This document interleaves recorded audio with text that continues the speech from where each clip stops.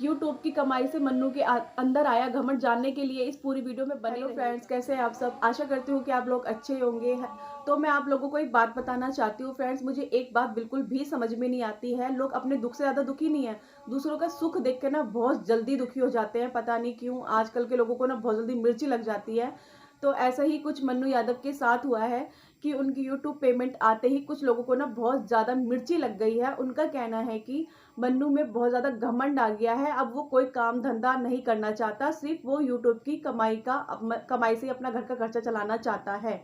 उनका ये कहना है। तो मैं आप लोगों को एक बात बता दूं, अगर वो यूट्यूब की कमाई से पैसे भी अगर खर्च करते हैं, अगर वो कमा रहे हैं यूट्यूब की कमाई से, तो अगर भाई वो कमा रहे हैं तो उनकी मेहनत लग रही है उस चीज़ में, अपना टाइम वेस्ट करते हैं पूरा दिन, मतलब उसमें लगाना पड़ता है, उसमें टाइम खर्च होता है, ठीक है, उसमें भी मेहनत है। अगर वो उस यूट्यूब की कमाई से अगर पैसा आ रहा है तो उनकी मेहनत का पैसा आ रहा है, वो ऐसे फ्री का पैसा नहीं आ रहा है। और मैं आपको एक बात और बता दूं, कुछ कुछ लोगों का ये भी कहना है कि आरती को मन्नू ने बहुत ज़्यादा मारा था, क्योंकि उसे लोगों की बातें सुननी पड़ रही थी, लोग उसे बहुत ज़्यादा टॉर्चर कर रहे थे कि वो परेशान आ गया था कि उन्हें आरती से शादी कर ली है। तो मतलब उसे वो ज़्यादा वो बातें उससे सहन नहीं हुई, तो उसने आरती को बहुत ज़्यादा मारा था। और मन्नू आरती ने ये भी बोला था कि आप लोगों की बातों सुनकर, उसे ताने सुनकर तो मन्नू घर छोड़कर चला गया है। और ये आरती ने बात बोली भी थी कि हाँ, मन्नू घर छोड़कर चला गया है। और इस वजह से उमेश यादव जी ने मन्नू को 2 थप्पड़ भी लगाए थे कि तूने बहू पर हाथ क्यों उठाया? कुछ तो मतलब उनका ये मतलब निकल रहा है इस चीज़ का कि वो उमेश यादव ने ये बात इसलिए बोली थी क्योंकि वो अच्छे तरीके से जानते हैं, अगर छोटू को इंसाफ दिला सकती है तो सिर्फ़ आरती ही दिला सकती है, नहीं तो कोई और नहीं दिला सकता है। तो वो सिर्फ़ आरती से अपना फ़ायदा उठा रहे हैं और कुछ नहीं। आरती से अपना फ़ायदा मतलब निकलेगा तो वो आरती को घर से बाहर निकाल देंगे, ये लोगों का कहना है।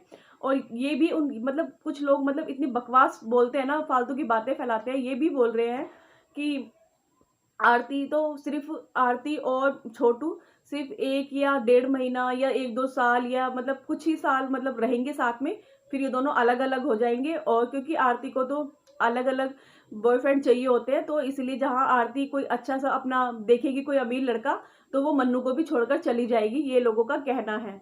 तो भई मुझे ऐसा नहीं लगता फ्रेंड्स, आप अपनी राय मुझे ज़रूर बताना। मेरी राय तो बिल्कुल भी मतलब लगता है लोग बकवास करना है तो वो बकवास कर रहे हैं। आप मुझे अपनी राय ज़रूर कमेंट में बताना कि आप लोगों को भी यही लगता है आरती के बारे में। फ्रेंड्स, एक बात पूछी गई किसी से कि मन्नू यादव के जो पिताजी हैं वो सत्संगी हैं, तो वो वहाँ पे वापस जाएँगे या नहीं जाएँगे सत्संग के लिए?